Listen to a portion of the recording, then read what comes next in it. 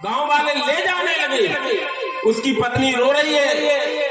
गांव वाले के पास, सुनो जी मरे नहीं है, नाटक कर रहे हैं। सुनो जी मरे नहीं है, ये नाटक कर रहे हैं। गांव वालों ने कहा नहीं नहीं, इसको अपने पति के प्रति ज्यादा प्रेम हो गया है, इस वजह से छोड़ नहीं पा रही अपने पति को, चलो ले चले। अब वो चिल्लाती रही। गांव वाले महाराज उठा, लकड़ियां इकट्ठी लगी हैं, अर्थी लकड़ियों के ऊपर रख दी महाराज। भगवान ने सोचा बताओ कितना, 1 रुपए के लिए इतना कंजूस व्यक्ति नहीं देखा कि लकड़ी का गट्ठा रखा हुआ है, अर्थी उस पर रख दी गई, लेकिन ये उठने वाला नहीं।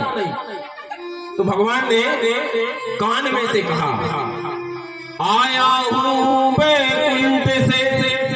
और जैसे ही भगवान ने ऐसा कहा, तुरंत दानचंद जी ने एक नेत्र खोला, और नेत्र खोला तो देखा तो यही पंडा है। तुरंत दान वही पंडा है, कोई बैकुंठ से नहीं आया। तुरंत नेत्र बंद कर लिए। भगवान ने सोचा ये बड़ा कंजूस है, ये दान देने वाला नहीं। सब कहते हैं भगवान आया हूं बैकुंठ से,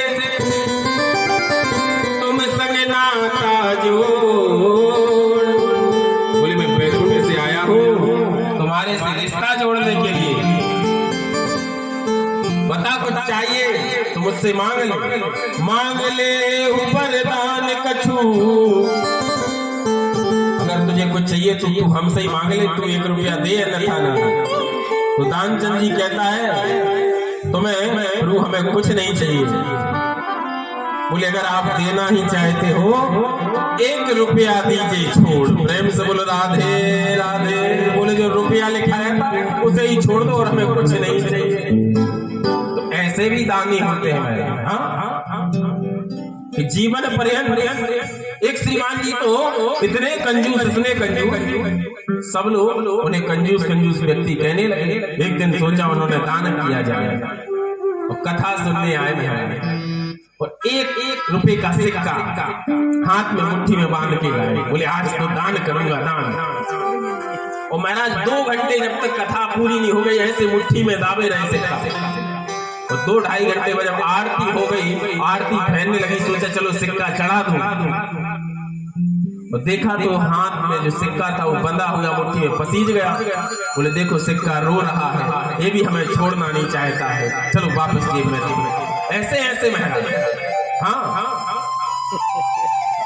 तो दानी बनो तो ऐसे बनो कि इस हाथ से दो तो इस हाथ को पता नहीं चलना चाहिए दान की दिव्य महिमा है। क्योंकि दिया उसने है, उसके नाम पर थोड़ा बहुत आप कर दोगे तो परमात्मा आपके भंडारे भरता रहेगा, वो कभी खाली नहीं करेगा। क्योंकि जिस कार्य में आपका धन जैसे लगेगा उस कार्य में भगवान आपको सदगति देगा।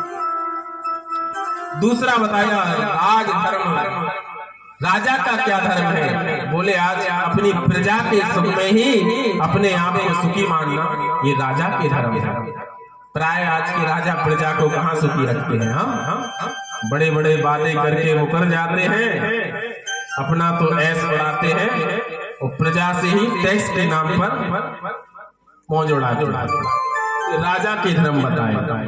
और मोक्ष धर्म, बोले भगवान का सत्संग और कथा श्रवण करने का एकमात्र साधन है जो आपको मोक्ष के दरवाजे तक ले जा सके। और स्त्री का धर्म, बोले स्त्री का क्या धर्म है। एक ही धर्म